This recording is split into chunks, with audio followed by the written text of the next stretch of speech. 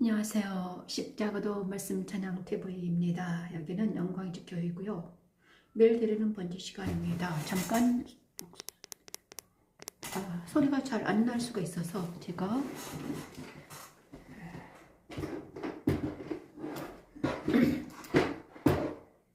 매일 드리는 번제 시간인데요. 오늘 십자가도 말씀 찬양을 통해서 하나님의 음성을 듣는 시간입니다. 지금도 매일 드리는 번제 160일째 하고 있는데 날마다 아침마다 이 9시부터 10시 사이에 11시 이 사이에 하나님의 말씀하실 테니까 너는 들으라 이렇게 말씀해 주셨습니다. 오늘은 특별하게 이사야 4장 말씀을 통해서 하나님의 음성을 듣겠습니다. 하나님의 음성을 듣습니다. 이사야 4장 2절의 4절 말씀 이때는 매일 드리는 번제 시간에는 말씀 찬양과 함께 갑니다.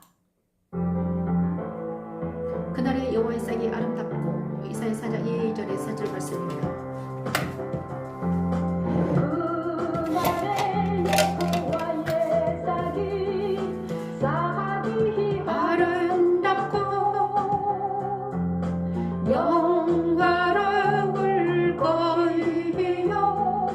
영화로울 것이요 땅에서 사는 이스라엘의 비난한 자를 위하여 영화롭고 아름다울 것이요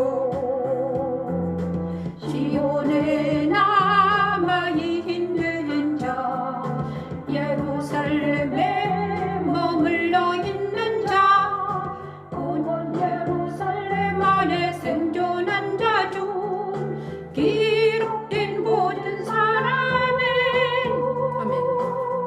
예루살렘에 머물러 있는 자 중 생존한 자들에게 심판하는 영과 소멸하는 영으로 그들을 더러움을 시키시며 그들의 피를 청결하게 하실 때가 온다고 하십니다. 아버지 감사합니다. 이 시간을 기도합니다. 그리스도 십자가의 죽음에 참여한 자들을 또한 그의 부활에도 참여하게 하시고 그리스도 신부로 삼으시고 그들을 통해 복음을 전하시는 하나님 십자가의 도는 하나님의 땅이 아름답고 영화로울 것이요 그 땅에서 사는 이스라엘의 비난한 자를 위하여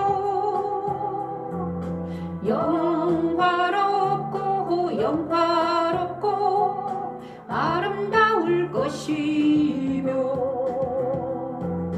시온에 남아있는 자 예루살렘에 머물러 있는 자 곧 예루살렘 안에 생존한 자 중 기록된 모든 사람은 거룩하다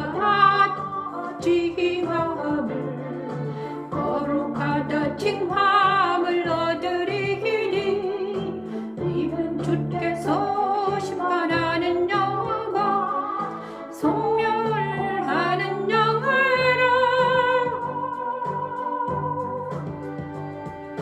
시온의 딸들의 더러움을 씻기시며 예루살렘에 피를 그 중에서 정결하게 하실 때가 됨이라면 오늘 이사야 4장 2절에서 4절 말씀을 우리에게 주셨습니다. 오늘 이사야 4장 2절에서 4절 말씀을 주셨습니다. 자, 2절에서 4절 우리가 이사야 1절에서는 아까 이사야 선지자를 통해서 왜 우리가 하나님 안식일과 하나님께서는 이사야 1절에서는 안식일과 대회로 모이는 것을 싫어하셨습니다. 분양하는 것, 대회로 모이는 것, 헛된 재물을 가져오지 말아라. 왜 그러셨는가? 성애와 아울러 악을 행하는 너희를 내가 견딜 수가 없다 이렇게 말씀해 주셨죠. 이사야 1장에서는 그런 성애와 아울러 악을 행하는 너희를 내가 견딜 수가 없다 그랬는데, 그래서 하나님께서는 그런 너희들의 죄를 없애주시기 위해서 우리를 십자가에 세워주신다고 하셨습니다. 십자가, 바로 십자가를 세워주셔서 너희 안에 있는 죄를 깨끗게 해주신다고 하셨어요. 그렇죠? 그래서 우리 오직 예수 그리스도 십자가에 설 때만 우리의 모든 죄가 용서받는다는 것이에요. 그래서 그리고 나서 하나님께서는 3장에서는 그 다음에 그런데 또 3장에서는 너희가 영광의 눈을 범했다 이렇게 말씀해 주셨습니다. 그들의 영광의 눈을 범했다 이렇게 말씀해 주셨는데 이스라엘 백성들이 영광의 눈을 범했다. 영광의 눈은 뭔가? 영광의 눈은요, 그리스도의 눈인데 바로 그리스도입니다. 진리의 눈, 그리스도의 눈, 그리스도의 눈을 영광의 눈 바로 그리스도의 눈입니다. 하나님의 눈, 그리스도의 눈인데 이 눈을 범했다는 거예요. 그런데 왜 그리스도는 이사야 선지자한테 왜 그리스도를 만나지 못한 이사야 선지자에게 그리스도는 아직 나지도 않으셨는데 왜 너희가 영광의 눈 그리스도를 범했다고 했을까? 그리스도는 어떻게 표현되었는가? 그죠? 그리스도는 어떻게 표현되었습니까? 성막으로 표현되었습니다. 성막이 바로 그리스도입니다. 성막의 모든 것들이 다 그리스도를 표현합니다. 성막의 일곱 가지 그 기구들, 그죠? 그것이 그리스도인데, 그리스도를 범했다는 것은, 영광의 눈을 범했다는 것은 성막 제단을 범했다. 성막의 예배를 너희가 성막의 제사를 범했다는 것입니다. 뭘로? 헛된 것으로. 죄악으로, 죄가 성막에 들어갔다. 그래서 내가 성막 예배를 내가 더 이상 받지 않겠다. 그래서 이스라엘과 이스라엘은 이미 아수르에 의해서 먹힘당했고 이제 유다도 곧 있으면 바벨론에 의해서 먹힘당할 거야. 이거를 이사야 선지자를 통해서 말씀하시고 계십니다. 그죠? 그래서 영광의 눈을 범했다. 그럼 우리를 통해서는 어떻게 말하는가? 우리를 통해서는 우리는 바로 영광의 눈을 범했다는 것은 바로 우리가 예수님의 말씀을 듣지 않았다는 것입니다. 예수님을 영접하지 못했다는 거예요. 우리 눈이 여러분이 눈이 만약 예수를 믿지 않는다는 것은 영광의 눈을 범한 거예요. 예수님의 눈은 바로 그래, 우리의 눈이 예수의 눈인가? 우리가 진리의 눈으로 세상을 판단하는가? 진리의 눈으로 세상을 보는가는 진리의 눈으로 세상을 보는가? 아니면 자기 눈으로 세상을 보는가? 이것은 천지 차이라는 것입니다. 그래서 진리의 눈으로 세상을 보는 것은 바로 누가 진리와 연합이 된 사람들은 진리의 눈으로 세상을 보지만 진리와 연합되지 않는 사람들은 영광의 눈을 범한 눈으로 죄의 눈으로 악의 눈으로 세상을 본다는 거예요. 영광의 눈으로 범했다는 것은 진리를 범했다. 예수를 범했다는 거예요. 예수님의 눈과 연합이 되지 않았다. 예수와 연합되지 않는 사람들은 자기 눈으로 세상을 본다는 거예요. 자기 눈으로 죄악된 눈으로 세상을 보기 때문에 죄범을. 자, 진리의 눈. 그런데 진리의 눈을 영광의 눈을 범하지 않는 그리스도 예수와 연합된 사람들은 어떻게 되는가? 오늘 방금 이사야 4장 2절 4절 말씀을 우리에게 주셨잖아요. 이 말씀입니다. 자, 진리의 눈으로 예수 그리스도와 연합된 사람들, 예수 그리스도와 연합되어서 그리스도 예수 안에 거하는 사람들이 있습니다. 그리스도 예수 안에 거하는 것은 바로 무엇인가? 이사야에서도 계속 말씀해 주시고 계십니다. 이사야 4장 2절에서 4절 말씀입니다. 그날에 여호와의 싹이 아름답고 영화로울 것이요 그 땅의 소산은 이스라엘의 피란한 자를 위하여 영화롭고 아름다울 것이며 시온에 남아있는 자, 예루살렘에 머물러 있는 자, 예루살렘 안에 생존한 자 중 기록된 모든 사람은 거룩하다 지감을 얻으리라. 자, 그날 여호와의 날에 온다는 것이 여호와의 날.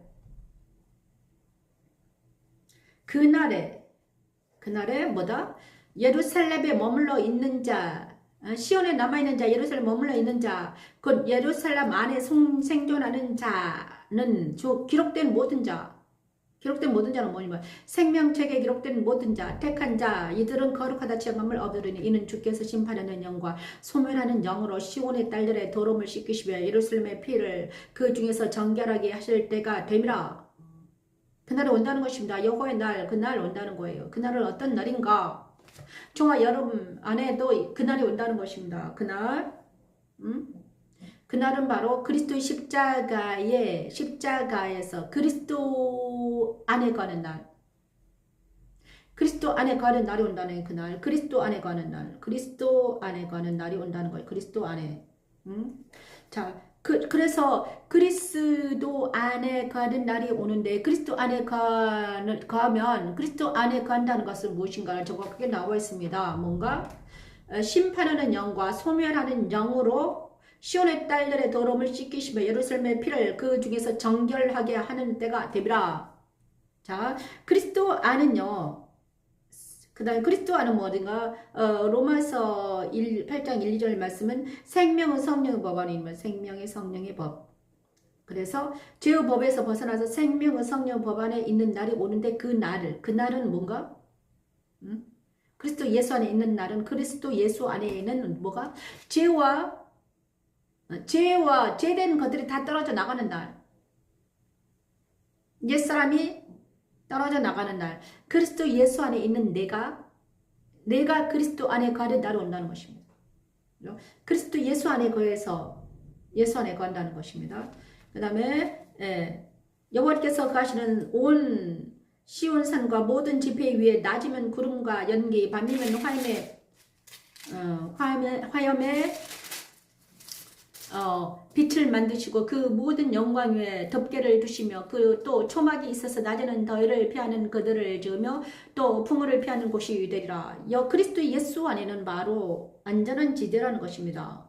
시편 12편에 있습니다. 안전한 지대. 시편 12편 안전한 지대. 거기가 그리스도 예수 안인데요. 그리스도 예수 아닙니다. 그리고 그리스도 예수 안에는 로마서 8장 1, 2절 말씀 생명의 성령 법안이라고 했습니다. 생명의 성령의 법안. 그 다음에 성소의 떡상 안에 있는 성소의 떡상을 그리스도 안으로 표현합니다. 성소의 떡상 위에 있는 진설병이 된다는 것이고요. 12진설병이 성소 떡상 위에 12진설병이 올려진 것처럼 그 날, 여호와의 날이 온다는 것입니다. 저와 여러분에게도 각자에게 그 날이 온다는 거예요. 그리스도 승천에 참여하는 날이 온다는 것입니다. 그리스도 승천에 참여하는 날. 이 말씀이 이사야 선지자를 통해서 그 날이 올 거야. 여호와의 날, 그 날이 오는데 여호와에서 아름답고 영화로울 것이며 그 땅에 솟아난 이스라엘 피난한 자를 위하여 아름다울 것이며 시온산에 남아있는 자, 예루살렘에 머물러 있는 자, 예루살렘 안에 생존한 자 중에서 기록된 모든 사람은 거룩하다 지망을 얻으리니 이 말씀이 정확하게 이루어진 날이 있습니다. 그 날이 언제였습니까? 이사야 선지자의 말이 언제 임했습니까? 예수님을 만난 제자들에게 임했습니다. 그렇죠? 그날, 예수 안에 든 날, 이 말이 누가 이르렀습니까? 누구에게? 주께서 심판하는 영과 소멸하는 영으로 시온의 딸들의 더러움을 씻기시며 예루살렘의 피를 그 중에서 청결하게 하실 때가 되리라. 여기서 그하시는 온 산, 시온산과 모든 지폐에 이 날이 있었습니다. 우리한테 있었던 게 아니라 먼저 누구한테 있었습니까? 예수님이 이 땅에 오셔가지고 그의 제자들에게 그 날이 왔습니다. 그 날이 언제였습니까? 그리스도 승천에 참여하는 날. 그의 제자들 12제자에게 110명의 마가의 다락방에 있던 그 120명에게 그 날이 왔습니다. 승천에 참여하는 날. 예수님의 12제자가요. 처음에는 몰랐습니다. 그를 따라다니는 3년 내내 그를 따라다녔지만 천국이 무엇인지 십자가가 무엇인지 부활이 무엇인지 몰랐습니다. 그래서 베드로도 있잖아요. 그를 따라 육친으로 그가 죽지 않았을 그리스도가 죽지 않았을 때 3번이나 부인했습니다. 그렇지만 그리스도가 죽음으로 인해서 죽음을 체험하고 베드로가 죽음을 체험했죠. 그 다음에 부활을 체험했습니다. 그리고 승천까지 체험했습니다. 그러고 나서 그가 어떻게 됐습니까? 그리스도가 승천하시고 나서 마가의 다락방에서 성령을 받고 나서 어떻게 됐습니까? 그가 완전히 변화됐죠. 자, 12제자가 왜 그들이 모두 다 순교를 당했는가? 왜 그랬습니까? 이제는 그들이 있잖아요. 옛날에 어부가 아니에요. 사람을 낚는 어부가 된 거예요. 그죠? 그 12제자가 왜 그렇게 순교를 했을까? 많은 사람들, 그 12제자가 옛날에 그 육신의 예수를 따라다니던 그 제자들이라고 생각하면 오산입니다. 이들은요, 그 그리스도와 함께 연합이 되고 그리스도와 함께 십자가에서 죽고 부활을 체험하고 승천을 체험한 후에 그들은 완전히 바뀌었습니다. 베드로와 야고보와 요한 이 세 분만 있잖아요. 다른 제자들은 다 어떻게 행했는지 잘 모르잖아요. 그죠? 12제자가 그 다음에 120명의 이 그 뭐죠? 마가의 다락방에 있던 사람들이 다 흩어졌잖아요. 그저 박해를 받고 나서 흩어졌습니다. 그리고 나서 그들이 어떻게 됐는지 성경 안에는 없습니다. 그죠? 자, 그런데 그 날이 누구에게 임했다? 이사야 선지자의 말이 제자들에게 임했다는 거예요. 제자들. 이거는 무엇인가? 그리스도의 승천에 참여했다. 자, 그 중에서 정결하게 하실 때가 된다. 여호와께서 거하시는 온 시온산과 모든 집 위에 낮으면 그죠? 그들과 함께 하시는 제자들과 함께하는 여호와, 제자들과 함께하는 그리스도를 말하는 거예요. 이사야 선지자를 통해서 그대로 이루어났다. 그리스도 예수 안에 있는 자. 그런데 이거를 누가 베드로나 그들은 정확하게 이 말씀을 정확하게 풀어 쓰지 못했지만 누가 이것을 풀어 썼습니까? 바울을 통해서 하나님은요, 이 십자가들을 집대성에 놓으셨습니다. 그래서 바울 서신에 보냐고는 로마서 8장 1, 2절 말씀에 그리스도 예수 안에 있는 자, 생명은 성령 법 안에 있는 자, 그리스도 승천을 참여한 자, 이거들이 바로 생명은 성령 법 안에 있는 자들인데 그리스도 승천을 참여한 자들이 제자들이었다. 그리고 자기도 그리스도 승천에 참여했다. 근데 왜 지금 이 순간 우리에게 이 말씀하시고 계실까? 너희도 그리스도 안에 거할 수 있다고 말씀하시고 계십니다. 너희도 우리도 그리스도의 생찬에 참여할 수 있다. 그리스도 예수 안에 거할 수 있단다. 그것이 하나님의 계획이다. 하나님의 계획이다. 종말의 때, 그날의 종말의 때는 모두 다 그리스도 예수 안에서 그리스도 예수 안에 있는 자만 살아남는다고, 영으로 살아남는다. 그가 생존한 자입니다. 예루살렘에 머물러 있는 자, 그렇죠? 예루살렘에 머물러 있는 자, 예루살렘 안에 생존한 자 중 기록된 모든 자. 자, 예루살렘은 어떤 자입니까? 지금의 예루살렘은, 즉 겉으로 보이는 예루살렘은 지금 없죠? 그러는 거. 이 예루살렘 무엇인가? 거룩한 산. 그리고 이 예루살렘은 이사야 선지자를 통해서 말씀하시는 이 예루살렘은 어떤 산인가? 이거는 어디인가? 바로 지금은 계시록에 있는 예루살렘을 말하는 것입니다. 계시록에 있는 예루살렘. 계시록 21장에 나오는 그 예루살렘. 그 예루살렘에 머물러 있는 자 중에 생존한 자들이 깨끗게 된단다. 깨끗게 하는 날이 온다. 이렇게 말해주고 있습니다. 그죠? 이사야 선지자를 통해서 하나님께서는 이사야 선지자를 통해서 그 다음에 처음에 예수님의 제자들에게 일어났지만 그 예루살렘이 또 재건될 때가 있었죠. 재건될 때가 있었습니다. 에스라, 느헤미야, 에스더 이들을 통해서 하나님은요 그들을 깨끗게 남은 자들을 통해서 깨끗게 해주셨습니다. 그다음 느헤미야, 에스라, 에스더 이 남은 자들 예수아와 그 다음에 느헤미야, 에스라, 느헤미야, 예수와 스룹바벨 뭐 이런 사람들을 통해서 남은 자들을 통해서 깨끗게 하셨습니다. 그리고 나서 그 때에 유다 지파를 통해서 예수님이 오셨습니다. 그러면 궁극적인 것은요. 이사야 선지자 이 말은요. 예수님과 그의 제자들을 말하는 것입니다. 이사야 선지자는 바로 예수님께서 이 땅에 오실 것을 계시하고 계시기 때문이죠. 그러면 그리고 나서 또 이사야 선지자의 계시는 바로 요한의 계시와 같습니다. 요한의 계시를 사도 요한의 계시에 이어집니다. 그렇죠? 그래서 요한의 계시는 바로 뭔가 우리들을 통해서 우리에게 일어날 일을 또 계시해 주셨잖아요. 그죠? 제자들에게도 일어난 일이 우리에게도 일어난다는 거예요. 세대마다 다 일어난다는 거예요. 그것이 바로 이 것입니다. 오늘 이사야 4장 2절에서 4절 말씀을 우리에게 보내주셨습니다. 그리고 나서 이사야 5장은 내일 하겠습니다. 이사야도 엄청나게 중요한 말입니다. 그리고 나서 그 다음에 신명기 14장으로 가겠습니다. 신명기 14장. 그 다음에 객과 과거 신명기 14장은 또 무엇인가요? 우리가 지금 신명기 14장을 하고 있죠.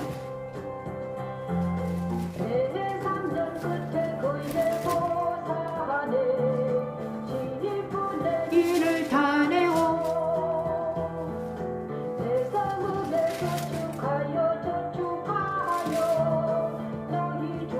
불빛을 기아 비와 없는 레위인과 내 성중에 거류하는 객과 고아와 과부들이 와서 먹고 배부르게 하라. 내 하나님 여호와께서 내 하나님 여호와께서 내 손으로 하는 범사에 내게 복을 주시리라. 아멘. 가난한 객과 고아와 과부들과 노인들을 위하여 매 3년 끝에 그의 11조를 저축하여 그들이 와서 먹고 배부르게 하라고 하셨습니다. 나는 교회가 이를 기록하면 가난한 자들과 노인들을 모두 주게 될 것입니다. 신명이 가난한 자들에게 그리스도의 말씀을 나누어 주어 그들을 영생에 이르게 하는 십자가는 하나님의 능력입니다. 소산에 10분의 1을 다 내어 내 손에 저축하여 너희 중에 분깃이나 기합이 없는 레위인과 내 성에 거류하는 객과 고아와 과부들이 와서 먹고 배부르게 하라. 그리하면 내 하나님 여호와께서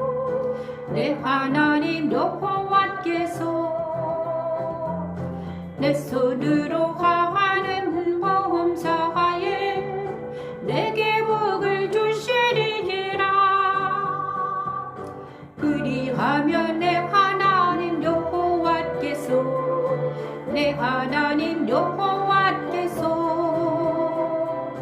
내 손으로 하는 범사에 내게 복을 주시리라. 아멘. 아버지 감사합니다.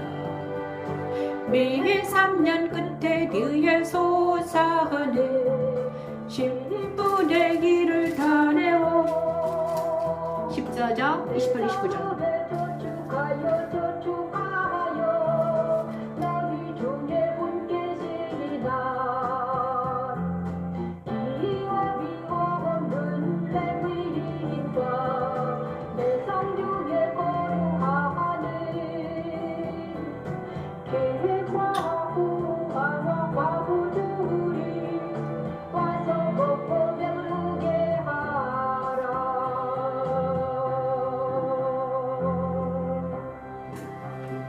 자, 신기하게도 신명기 14장 28, 29절 말씀은요, 되게 재밌는 말씀을 주셨습니다. 왜냐 그러면요, 신명기 14장 신명기는 바로 모세를 통해서 하나님이 모세를 통해서 이스라엘 백성들이 애굽 모압 땅에서 가나안 땅에 들어가서 어떻게 살아야 될 건가를 말해주고 있는데, 그죠? 그러면 신명기는 바로 가나안 땅에 들어간 천국 백성들이 살아야 될 것입니다. 그래서 너희는 천국 백성으로서 이렇게 살아라. 너희는 이제 가나안 땅에 들어가서 하나님의 선민으로서 하나님의 사람으로서 이렇게 살아야 된다. 이렇게 말씀해 주시고 계셔요. 모세를 통해서 설교를 받고 있습니다. 그죠? 그런데 여기에 매 3년 끝에 그해 소산의 10분의 1을 다 내어 내 성에 저축하여 너희 중에 분깃이나 3년 끝에 3년마다 이렇게 했나봐요. 소산의 10분의 1을 다 내어 내 성읍에 저축하여서 너희 중에 분깃이나 기업이 없는 레위인과 객과 과와 과부를 먹여라. 응? 배부르게 해라. 이 말씀을 해 주시고 계십니다. 그래서 이 말씀을 하는데 제가 생각나는 게 이것은 영적으로 해석해 보냐 그러면 우리는 이제 모든 것들을 신명기의 말씀이지만 우리에게 주신 말씀과 같아요. 그래서 정말 이 모든 복음이 예? 유대인의 것인가 이스라엘 백성들에만 주신 말씀인가 그죠? 그들에게만 주신 말씀이 아니라는 거예요. 왜냐하면 이 11조 10분의 1을 모아서 객과 고아와 나그네와 그 다음에 과부들에게 먹이라는 거예요. 그럼 이것이 무엇인가? 이 먹이라는 것은 생명의 떡인데, 그죠? 떡을 먹이라는 건 누구에게? 외국인과 외국인과 고아와 레위인과 과부들에게 먹여라. 이거는 무엇입니까? 생명의 떡을 이방인에게도 먹이라는 거죠. 이방인에게도 먹어라. 나는 생명의 그래서 우리는 이 신명기에서는 또 말씀이 바로 예수인데 이 말씀을 먹는 자는 살아난다고 그랬습니다. 이 말씀 바로 떡이요 생명의 떡이라고 했습니다. 요한복음에서는 지금 생명의 떡이다. 나는 생명의 떡이다. 이렇게 말해 주셨어요. 그래서 생명을 떡은 자들은 나를 먹는 자들은 죽어도 산다고 말씀해 주셨어요. 그래서 생명의 떡을 먹어야지 사는데 객과 고아와 레인과 가부들은 떡이 없으면 있잖아 죽잖아요. 그죠? 우리가 육신도 떡이 없으면 죽는데 하물며 영의 떡을 먹지 영의 생명의 떡을 말씀을 먹지 않으면 죽어 넘어진다는 거. 그래서 하나님께서는 모든 사람들에게 이 생명의 떡인 예수를 먹어야지 산다는 것을 지금 신명기에서 가르쳐주고 계시는 거예요. 객과 고아, 과부와 나그네를 먹여라. 교회들이 이 말씀도 무엇인가? 교회를 하나님이 이 땅에 교회를 세운 이유가 바로 이것입니다. 객과 고아, 과부들에게 그들의 말씀이 흘러가게 해라는 것이죠. 그죠? 객과 고아, 과부들에게 먹을 걸 줘라. 영의 말씀을 줘라 이것입니다. 흘러가게 해라. 생수가 강같이 흘러넘치게 해라. 그런데 이 말씀이 있어야지 흘러넘치게 될 거 아닙니까? 우리가 그죠? 곳간에 말씀이 쟁여져야 돼. 11조가 말씀이 어떤 떡이 곳간에 쟁여져 있어야 돼요. 곳간에. 그죠? 내 성읍에 저축하여서 내 성읍에 저축하라는 것은 말씀이 풍성히 열려라. 네 마음 안에 네 마음판 안에 말씀이 엄청나게 저축돼 있어야 돼요. 그래야지 내 이 말씀이 저축돼가지고 많은 사람들을 먹일 거 아니에요. 그죠? 그래서 먼저 네가 11조를 말씀을 저축해라. 곳간에 저축하라는 것은 말씀을 저축하라는 거예요. 그리고 나서 그 말씀을 생명의 떡을 누구에게 먹으라? 레인과 객과 과부들에게 먹이라는 거예요. 그래야지 그들이 어떻게 된다? 배불러야지 된다. 이것입니다. 그래서 이 말씀은 또 어떻게 신명기 말씀은 또 언제 이루어졌는가? 예수님을 통해서 또 다 이루어졌죠. 교회의 역할입니다. 교회. 그래서 또 신명기 14장은 바로 이 말씀은 바로 교회는 어딘가 떡집이죠. 베들레헴 떡집입니다. 떡집. 베들레헴을 떡집이라고 그러잖아요. 그런데 제가 이것을 했을 때 객과 과부를 먹인 떡집이 베들레헴인데 이 역할을 잘 감당한 사람이 있었습니다. 그가 보아스예요. 보아스 룻 이야기에서 보아스가 이 역할을 잘 감당했어요. 이 보아스는 또 누구를 롤 모델인가? 예수 그리스도예요. 그래서 한마디로 말하면 예수 그리스도는 떡집이에요. 예수 그리스도는요. 보아스는 예수거든요. 그런데 이 보아스를 찾아간 룻과 나오미가 과부인 룻이 보아스를 찾아갔죠. 그랬더니 보아스에게 있는 떡을 먹었습니다. 그가 과부를 챙겼잖아요. 과부에게 먹을 걸 줬습니다. 나오미와 룻을 살려줬어요. 그리고 나서 룻을 통해서 오벳을 낳습니까? 오벳은 누굽니까? 이새의 아버지였어요. 그리고 이새는 또 다윗을 낳았어요. 그죠? 오벳. 그렇죠? 그래서 이 떡은 바로 누구다? 예수 그리스도다. 그리고 나서 또 이제 교회 역할을 잘 감당해야 된다 이것입니다. 또 교회를 또 생각을 해보니까 교회는요, 계시록에 12장에 있잖아요. 여자로 나옵니다. 여자인데 있잖아요. 해를 옷 입은 여자가 있었습니다. 그 해를 옷 입은 여자가 아들을 낳았습니다. 아들을 낳았는데 아들이 하늘로 올려지고 이 사람은 1260일 동안 어떻게 했습니까? 광야에서 머물면서 교육을 받았습니다. 연대를 받았죠. 1260일 동안. 왜? 아들을 키우기 위해서. 그래서 교회가 이 떡집이 돼야 된다는 거예요. 1260일 동안 떡을 만들어내야 돼요. 연단을 받아야 돼요. 그렇죠? 저축해야 돼요. 말씀을. 내 안에 말씀이 저축되어야 되는 거예요. 언제? 1260일 동안 내 안에 말씀이 십자가도의 말씀. 하나님의 입으로 나누면 이 말씀이 내 안에 저축되어야 돼요. 저축되지 않으면 어떻게 나오지 않으니까요. 그래서 우리가 저축돼야지만 우리가 객과 과부를 먹이 살릴 수 있는 거예요. 그런데 이 역할을 감당하지 못하니까 우리나라 민족이 왜 이렇게 되었는가? 교회가 자기 역할을 감당하지 못하는가? 이 말씀이 저축되지 않는 거예요. 곳간이 텅텅 비은 거예요. 그죠? 알곡은 모아 곳간에 들이고 쭉정이는 그런데 곳간에 보니까 먹을 양식은 없고 다 쭉정이만 있는 거야. 말이래. 근데 지금 교회들이 곳간에 보니까 쭉정이만 있어요. 먹을 양식이 없는 거야. 그래서 거기에 있는 사람들이 배부르지 못해요. 영적 갈증이 일어났어요. 영적 갈증. 그죠? 교회마다 말씀은 엄청나게 있는데 그 말씀이 쭉정인 거야. 쭉정이. 먹고 살지를 못해요. 살지 못하니까 어떻게 됩니까? 많은 영혼들이 굶어 죽잖아요.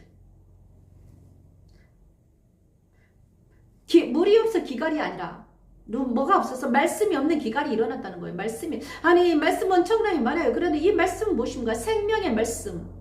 생명의 말씀. 예수님이 없는 기갈이라. 길과 진료 생명이 이 생명의 말씀이 없어서 다 기갈이 났다는 거예요. 떡을 먹어야 배부를 텐데, 그죠? 근데 이 생명의 떡은 예수님이 5,000명을 먹이시고 4,000명을 먹이시고 12광주가 남은 그 떡이 아닙니다. 그 떡은 있잖아요. 그 떡이 아니라 12제자를 먹이신 떡, 12제자를 먹이신 그 말씀이 바로 생명의 떡입니다. 12제자에게는 뭘 먹였습니까? 산떡이신 예수님을 먹였습니다. 예수님께서 가신 그 길, 산떡인 예수님 자체를 먹이신 거예요. 12제자에게. 왜냐면 그 다음 생명의 떡을 먹는다는 것은 그리스도와 연합되는 것을 말합니다. 생명의 떡을 내가 먹는다는 것은 그리스도와 연합을 말해요. 그리스도와 연합. 예수가 산떡이거든요. 그러면 그리스도와 내가 연합이 돼서 날마다 말씀을 먹는 걸 말합니다. 자, 오늘 엄청난 말씀을 하셨습니다. 저도 이 말씀이 나오리라는 것을 못했습니다. 저도 잘 몰라요. 하지만 오늘 신명기 14장을 통해서 이 말씀을 저에게 풀어주셔서 너무나 감사드립니다. 그래서 객과 과부를 와서 먹되, 그죠? 객과 과부는요. 자, 객과 과부는 너무나 약한 자들은 아무것도 없어요. 먹을 게 없습니다. 누군가 주지 않으면요 잘 못 먹어요. 그런데 그들에게 뭘 주라? 예수님만이 그들에게 먹을 것을 주실 수 있습니다.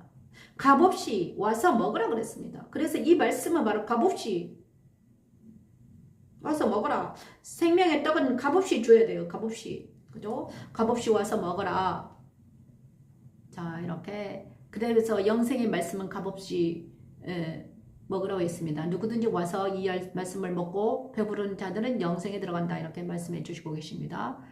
자, 그리고 나서 영원한 즐거움. 그래서 말씀을 먹는 자들에게는 영원한 즐거움이 일어나는 시편 16편 8에 11절 말씀을 찬양합니다. 자, 말씀을 먹는 자들은 어떤 자들인가? 영원한 즐거움이 내 말씀을 먹고 나면 내 안에는 영원한 즐거움이 일어납니다. 자, 저도 오늘 있잖아요. 지금 이 말씀, 세 말씀 중에서 영원한 즐거움이 일어났습니다. 내가 여호와를 항상 내 앞에 모시며 오늘 주신 말씀은 이사야 4절 말씀과 신명기 말씀과 시편 말씀을 주셨습니다. 너무나 감사드립니다. 하나님. 힘으로 내가 흔들리지 아니하리로다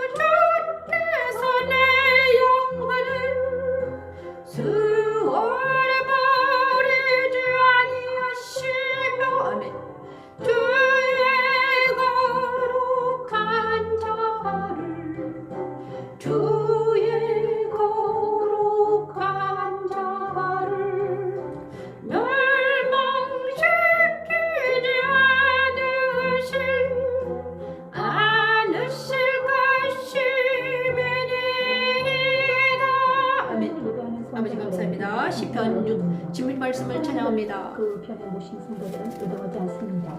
그들의 마음은 시편 16편 8절의 10절 말씀. 하고 육체는 안전에 거하지요. 그들에게 생명의 길을 아멘. 아버지 감사합니다. 십자가의 도는 마음의 근심과 영혼의 불안을 그리스도 십자가에서 처리하게 하고 마침내 그리스도 안에서 하나님을 만나 자유와 희락과 평안을 얻게 하는 하나님의 능력입니다. 생명의 길을 내게 보이시리니 주의 앞에는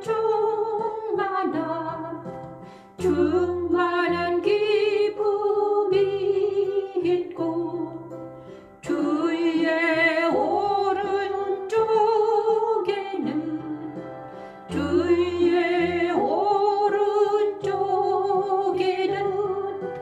영원한 즐거움이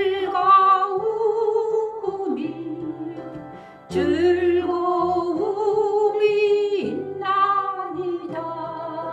나의 영도 즐거워하며 내 육체도 안전히 살리니 이는 주께서 내 영혼을 수월히 버리지 아니하시며 아멘.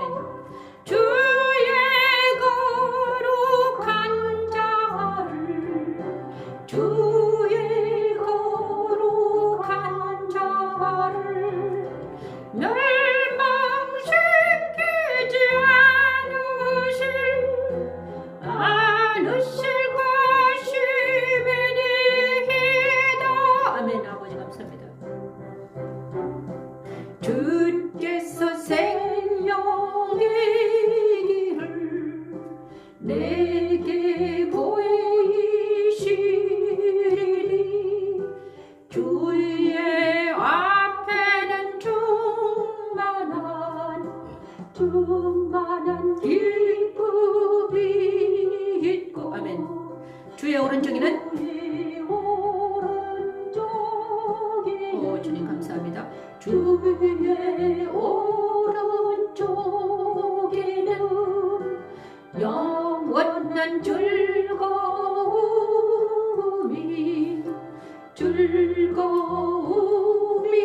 있나이다. 아멘. 감사합니다. 오늘 하나님께서 마지막에는 시편 8에서 11절 말씀을 주셨습니다.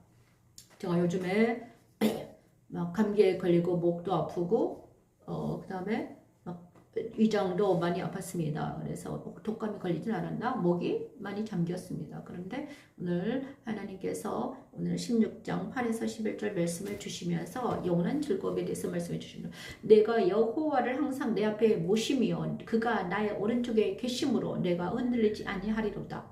이러므로 나의 마음이 기쁘고 나의 영도 즐거워하며 내 육체도 완전히 살리니 이는 주께서 내 영혼을 수월에 버리지 아니하시며 주의 거룩한 자를 멸망시키지 않으실 것입니다. 주께서 생명의 길을 내게 보이시리니 주의 앞에는 충만한 기쁨이 있고 주의 오른쪽에는 영원한 즐거움이 있다. 제가 이 말씀이 바로 주의 거룩한 자, 그 다음에 생명의 길. 자, 생명의 길은 무엇입니까? 방금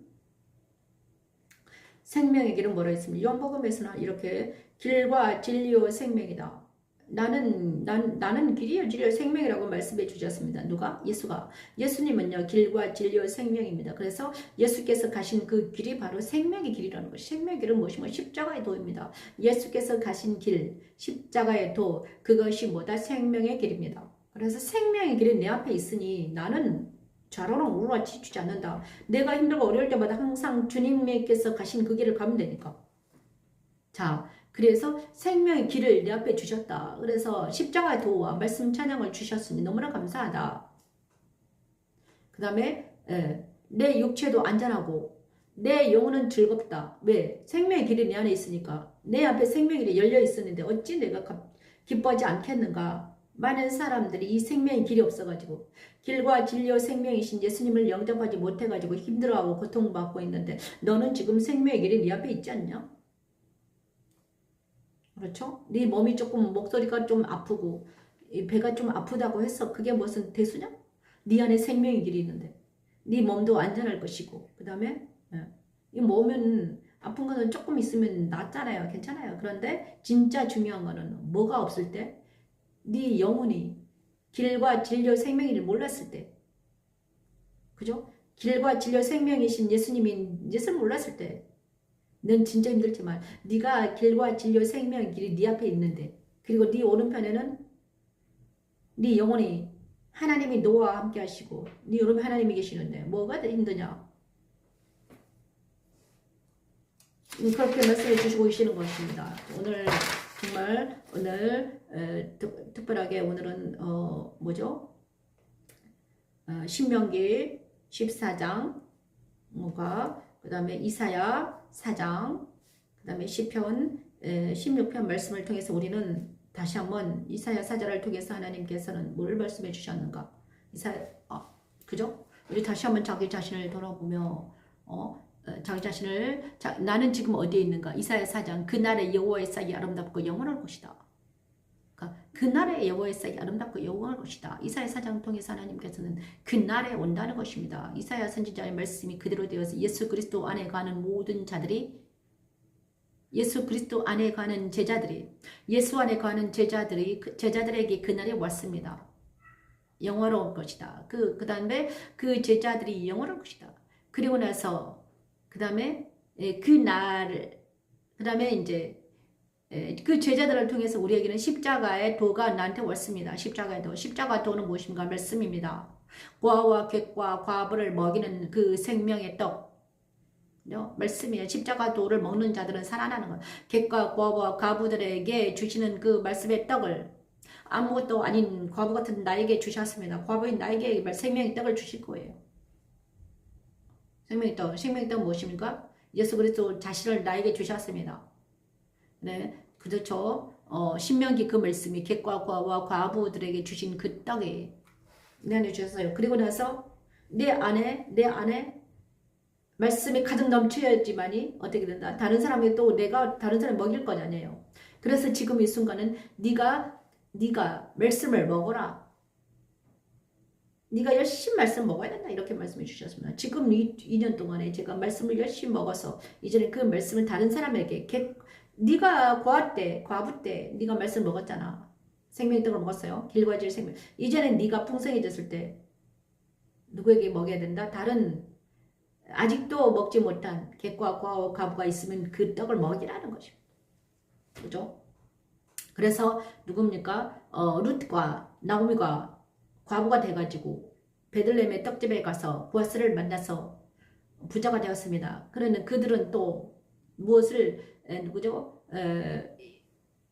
아들을 낳아서 그 아들을 통해서 예수가 나왔잖아요. 그럼 예수님을 통해서 그들은 많은 객과 과부를 먹이고 있는 거예요. 룻과 나오미는 승리한 거죠. 왜냐 그 자손을 통해서 예수가 나오셨기 때문에 예수님을 통해서 객과 과부들이 지금 생명의 떡을 먹고 있기 때문에 그들은 승리자가 되었습니다. 저와 여러분이 승리자가 되기 위해서는 어떻게 된다? 객과 생명의 떡을 열심히 먹어야 됩니다. 그래서 여호와의 시편 16편에서 우리가 즐거워해야 될 것은 영원한 즐거움이 있는 것은 네가 생명의 길을 네 앞에 있으니 너는 즐거워해라. 생명의 길을 내게 보이시니 주의 앞에는 충만한 기쁨이 있고 오른쪽에는 영원한 즐거움이 있습니다. 자, 오늘 16편 저에게 이루어 주셨습니다. 제가 요즘에 하나님 이제 2월달이 되었습니다. 2월도 지금 2월 11일이 되었습니다. 하나님 저는 어떻게 뭘 해야 될까요? 이렇게 말씀드리니까 이제 나라 민족 이제 너는 뭘 해라? 열심히 생명의 떡을 먹어라. 생명의 떡을 먹고 그 다음에 글도 쓰고 열심히 해라. 이 일을 해라. 지금 네가 하는 작업은 생명의 떡을 먹는 작업이란다. 생명의 떡을 네 배에 채우고 그 다음에 컴퓨터에 저장하고 이것이 생명의 떡이 되어서 많은 객과 고아와 과부를 먹일 수 있게 해라. 이렇게 말해 주시고 계셨습니다. 오늘 저에게 정말 그 다음에 이제 오늘 또 아침에 어떤 분의 설교를 들었는데 어디더라? 욥기를 설교하고 계셨습니다. 욥기를 설교하고 계셨는데 제가 그때 욥기 27장인가? 욥기를 설명하시다가 욥기를 그분이 설교하시다가 모르겠다는 게 딱 보이더라고요. 욥기 시편 13전 그다음 욥기가 나오잖아요. 시편 전도서 아가서 시편 다음에 욥기가 나온 거예요. 시편 잠언 전도서 시편 앞에 나온 거예요. 욥기.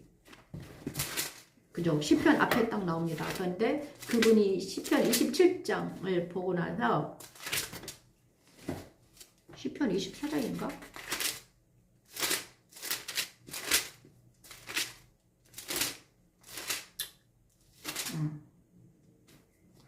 자, 시편 27장을 이제 그분이 욥기 시편 27장 11절 말씀을 딱 이제 묵상하시면서 하시는 말씀이 하나님의 솜씨를 내가 너희에게 가르칠 것이요 전능자에게 있는 것을 내가 숨기지 아니하리라. 그런데 하나님의 솜씨가 무엇인지 모른다고 하시더라고요. 하나님의 솜씨를 내가 너희에게 가르칠 것이라. 야, 가르칠 것이요. 그런데 제가요, 하나님 솜씨, 딱 이 순간, 이걸 딱 듣자마자 저는 알겠는 거예요. 그가 모른다고 그랬거든요. 야, 그런데 하나님의 솜씨, 그러니까는, 하나님께서 이 하나님의 솜씨는 뭔가? 저에게 막 말씀해 주시는 거예요. 뭐가? 천지 창조자, 이렇게 천지 창조. 하나님의 솜씨는 천지를 창조하셨는데, 천지를 창조하셨는데, 하나님께서 천지를 창조하셨다는 거예요. 그런데 천지 창조는 천지 창조는 무엇인가? 하나님의 솜씨는 바로 십자가의 도라는 거예요. 십자가의 도. 응? 십자가의 도란다. 내가 너에게 말해준 십자가의 도가 이게 하나님의 솜씨다. 그런데 지금 욥에도 그 하나님의 솜씨, 십자가도를 알려줬단다. 이렇게 말씀해 주셨어요. 십자가도다. 그런데 천지 창조 안에 뭐가 숨어 있다? 천지 창조. 첫째 날부터 일곱째 날까지 뭘 숨겨놓으셨다? 십자가도를 숨겨놓으셨잖아요. 이게 바로 하나님의 솜씨라는 거야. 욥이 지금 말하는 것은 하나님의 솜씨를 내가 너에게 가르칠 것이다. 그러면 십자가도를 가르친다는 거예요. 이야, 하나님의 도를 가르치겠다. 십자가도는 하나님의 도거든요. 시편 18편. 하나님의 도는 완전하고, 그래서 욥이나 다윗이나 모세나 모두 다 누구를 알았다? 하나님의 도를 알았다는 거예요. 하나님의 도는 무엇인가? 바로 예수가 가시는 길. 성막입니다. 성막. 그래, 제가 오늘 말하는 건 천지창조 일곱째 날까지 있고요. 성막의 일곱째 날, 그 다음에 그죠? 절기도 일곱 절기가 있습니다. 그리고 또 계시록의 일곱 교회도 있습니다. 그 다음 일곱 영입니다. 모두 다 똑같은 거예요. 오늘 하나님의 솜씨가 뭔 줄 아냐? 근데 그분을 모른다고 그러더라고요. 그렇다고 해서 제가 그분에게 가서 이것입니다. 십자가 도에 대해서 잘 모르시는 분이 설교를 하고 계시더라고요. 그래서 내가 가서 그렇지만 제 말을 알아듣겠습니까? 그가?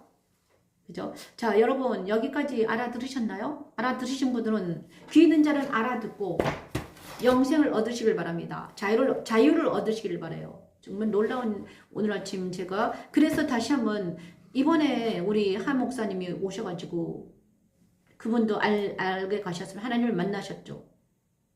신기하다 이러시더라고요. 그래서 오늘 아침에 저에게 말씀해 주시고 계십니다. 그래서 저는 오늘 지금 오픈하지는 않지만 내가 너와 함께한다는 우리 오늘 십자가도 욥기 27장 하나님의 솜씨는 바로 십자가도다. 천지창조다. 이렇게 말씀해 주셨습니다. 감사합니다. 여기는 영광집 교회 변미시 목사였습니다. 매일 드리는 번제 이 모든 말씀이 기도로 되어서 여러분에게 나가기를 원합니다. 이 모든 말씀 예수님 이름으로 기도드립니다. 아멘. 하나님의 말씀을 들을 게 있는 자는 듣고 하나님의 영이 그들에게 임하기를 축원합니다. 감사합니다. 안녕히 계십시오.